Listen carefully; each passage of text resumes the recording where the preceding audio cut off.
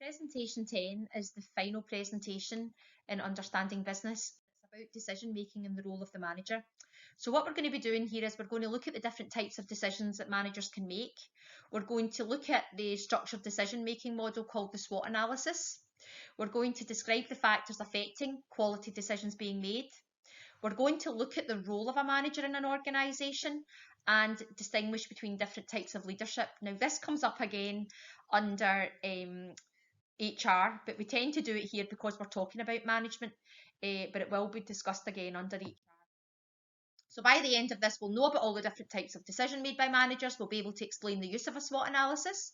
We'll be able to determine what factors affect quality decisions, explain the role of the manager, and distinguish between different types of leadership. So the first thing here, this first diagram here, we go on to talk about these in a little bit more depth in the following slides, but there are three types of decisions that managers can make. These decisions are operational, tactical, and strategic, and we're going to look at each of these in turn on the next slides. Strategic decisions are your top level decisions, and these set out the aims of the organisation. We spoke about mission statements when we talked about corporate culture, and really that's what your mission statement is actually setting out for you, your strategic aims and objectives. They're used to give overall direction to the organisation. They are long term, and by long term we are talking about decisions that take a year or more to make. They are made by the chief executive and the board of directors in the organisation, and these are in the public sector, these tend to be made by government policy. So MPs and politicians will make these decisions about the future of education, turning the whole of Police Scotland into one police force instead of having all your different policing areas, etc. Now, the thing with these decisions is these decisions carry extremely high risk. And that means that if these decisions go wrong, they can lead to the demise, the breakdown, the failure of the organisation.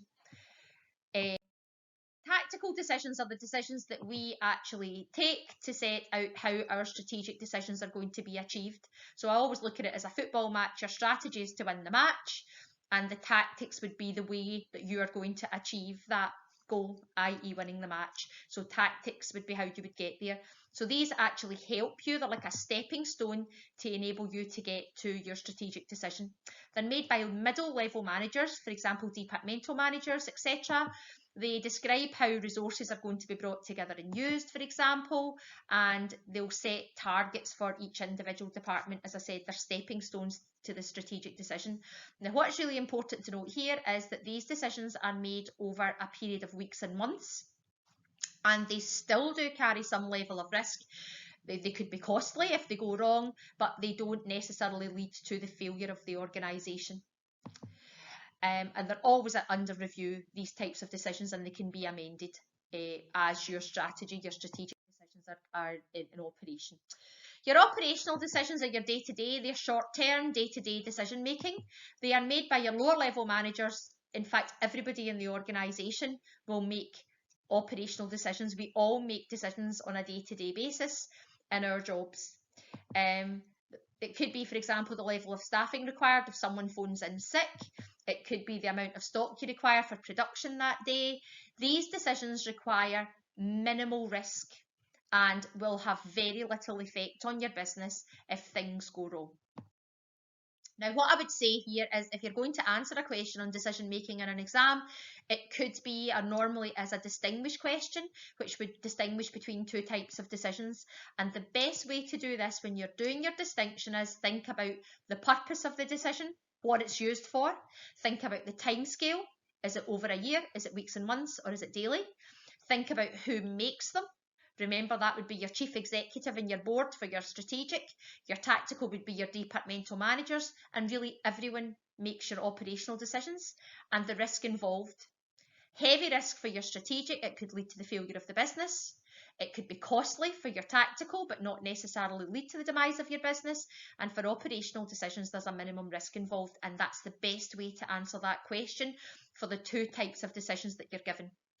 Now, on this next slide here, there is actually a question you can try to answer between strategic and tactical, and the answer to this question will be on the next slide. So be worthwhile giving it a little try, and you'll see that's exactly what we've done. We've talked about what they're there for, we've talked about the time scale, we've talked about who makes them, and we've talked about the risk involved. And that should allow you to look carefully at the solution to that to allow you to answer the question. Following on with decision making, we're going to look at a SWOT analysis, and a SWOT analysis is a decision making model. Previously in your coursework assessment, your assignment, you used to have to use a structured decision making model to allow you to answer your question in your assignment. That's now been taken out. However, my strong suggestion here is that you carry on using a SWOT analysis because it lets you set out what you would like to talk about in your assignment. And that's certainly the way I still go with my classes. I still ask them to carry out a SWOT analysis of their business so that they can answer the question a lot easier. The SWOT analysis deals with 4 different sections. We've got strengths, weaknesses. These are both internal factors. So you look at your internals that we talked about before, strong aspects of them and weak aspects of them. And your opportunities and threats are these are your PESTEX. These are your outside factors, your external factors, and how these are maybe positive opportunities or could be negative for your business, and these are the threats. It allows the company to look at their internal strengths and weaknesses and their external opportunities and threats. It's normally laid out in a grid. This is the way I would suggest you do it for easy comparison of the organisation's position, and it allows you to see how you can make decisions about your organisation's future actions. So here are some examples of strength. It could be you've got a well-known brand, that's part of your corporate culture, availability of finances there, and you've got good quality staff. Examples of weaknesses could be your technology's not up to scratch, your business has maybe got a poor reputation, and there's maybe low staff morale. Opportunities could be that a competitor's just gone bust or it's going bust, the government has introduced some favourable legislation, or the economy is experiencing a boom where the business cycle is going round nice and quickly or relatively quickly. Threats could be there's a downturn, that we call that a recession, or competitors are now starting to introduce cheaper products, which is going to be a big negative for you and your business. So first of all, what we want to look at here are we're wanting to look at advantages and disadvantages of using a SWOT. You could be asked about this just to discuss the use of a SWOT analysis. And advantages are it allows you to identify strengths for your business and allow the business to keep building on them. So what do you do to keep your staff being strong? Allows weaknesses to be addressed. So if you find that you have got a lack of good up-to-date technology, then it might be that then that you need to address that issue. It allows you to identify opportunities and allow them to be exploited. Is your competitor going bust? How can you step in and take over that custom? Allows you to identify threats and allows them to be turned around. So if we are going through a recession just now, how can you actually deal with that for your business? It allows you also to take time to make decisions by putting it into this structured decision making model. Problems with it would be it's time consuming. Doing a SWOT analysis is time consuming by the time you carry out the research and allow yourself to think about all the different aspects of the SWOT. It's very structured, which can stifle creativity. Any decision making model that allows you some form of structure can stifle creativity. It doesn't allow people to think about ideas for themselves. It can generate many ideas for you, but it doesn't allow you to pick the right one. So you may have a number of strengths, you maybe can't concentrate them all at one time. How do you know which one to concentrate on? Your SWOT doesn't tell you that.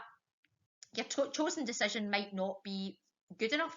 It might be one person's decision and everybody else might not necessarily agree with it, and it could consider information that could very soon become outdated, which then is maybe not an ideal situation for your business. There's a wee video link on this next slide here, a YouTube video for you to watch on SWOT analysis that might help you to understand it a little bit better. This next slide really talks about the quality of decision making and how can you ensure that your decision making is of a high quality. Well, what you can do here is look at the quantity and the quality of the information you're using. So the information you're using might be outdated, it might be a secondary source or a desk research source, so therefore it might be a little bit biased. That will not really allow you to make a good quality decision. And remember, a large quantity of information is definitely not always the best way to go. There can be too much information, a bit of information overload there, and that might lead to you being sort of swayed a little bit when you're making your decision. The technology available can also help you to make your decision. For example, if you've got spreadsheet information where you can use what if scenarios, etc., then that can be helpful for you. Are you as a business prepared to take risks when you're making decisions? Some decisions can take a lot of risk, and it's up to you whether you're prepared to gamble that or not. Some people are prepared to, some people not so much. The HR aspect of the organisation, people being trained on how to make decisions and being trained on how to take the risks is another factor. And have you got the finance? If you make decisions, these decisions are surely going to cost you money, and have you got the finance available to do that? So these are all aspects of how you can make a quality decision. Just to remind you, we spoke about this under PESTEC, and we looked at the external factors affecting a business. And remember, we've already covered this as it says, and the organisation would list how external factors are affecting it in a positive or negative way. So a PESTEC analysis is another decision-making model. If you feel that inside your business is actually fine, and it's the external factors that are weighing heavily for your business, then you might choose to do a PESTEC instead.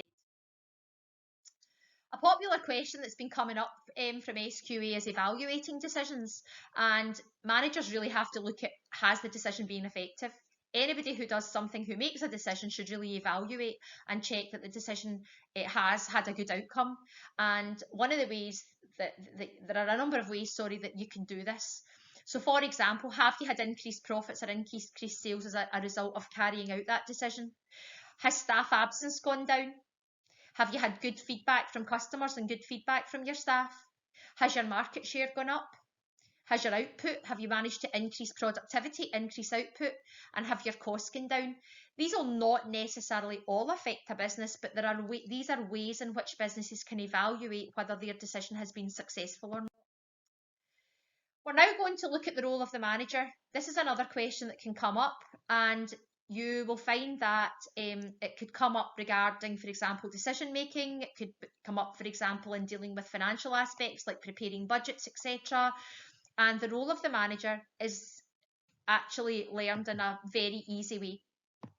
Managers are obviously responsible in the business for getting things done.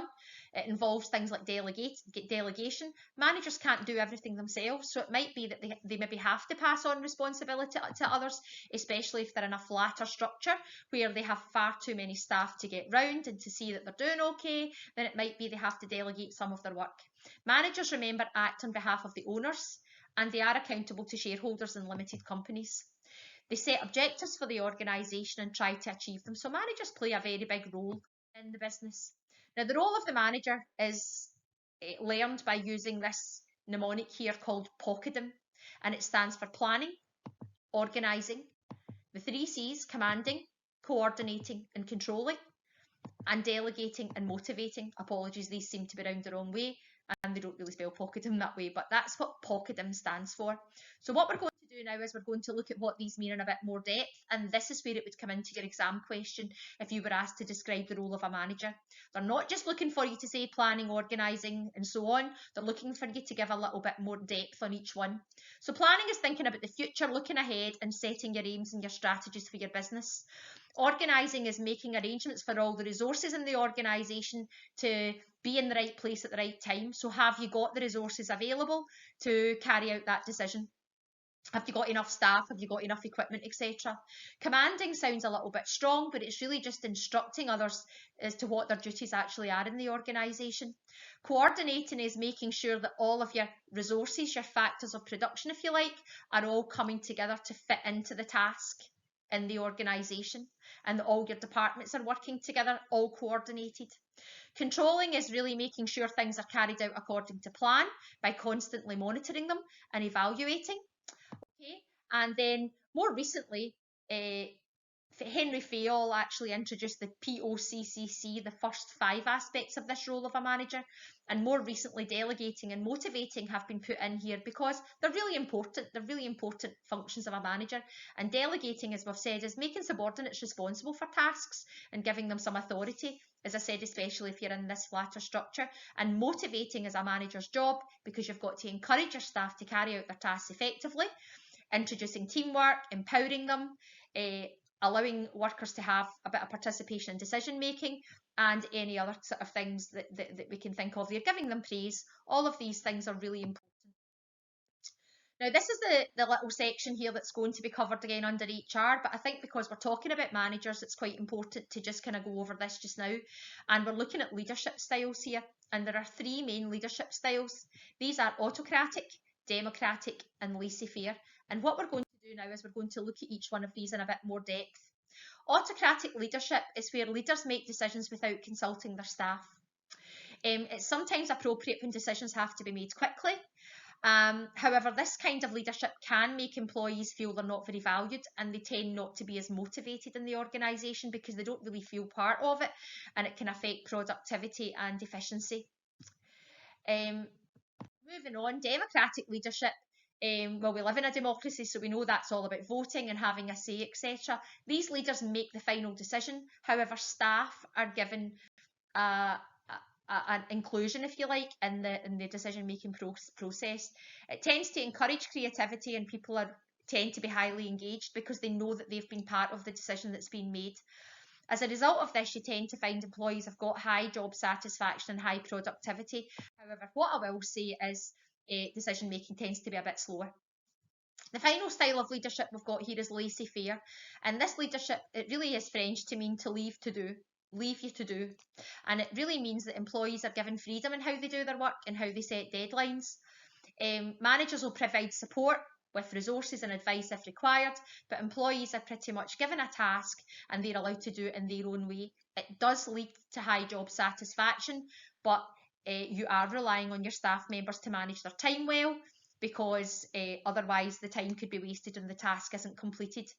If employees don't have the knowledge or skills or self-motivation to do their work effectively, then also this will fall flat in its face. So it does lead to creativity, and employees feel as though they're actually carrying out the task themselves.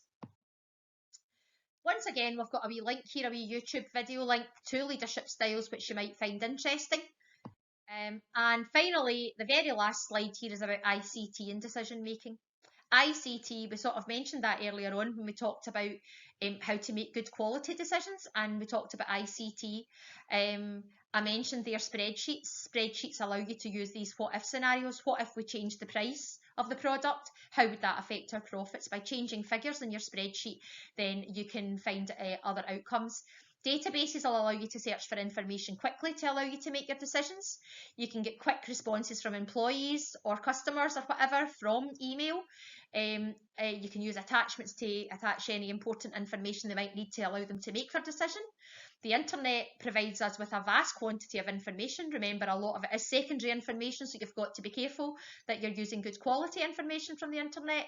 And we can also have things like video conferencing, Zoom, Skype. You'll all be aware of these things through the COVID and pandemic, dealing with maybe meetings with teachers, etc. Microsoft Teams, where you can hold meetings with employees from different locations to allow you to make decisions quicker, so you're not relying on everyone taking the time to get together. Okay, thank you very much.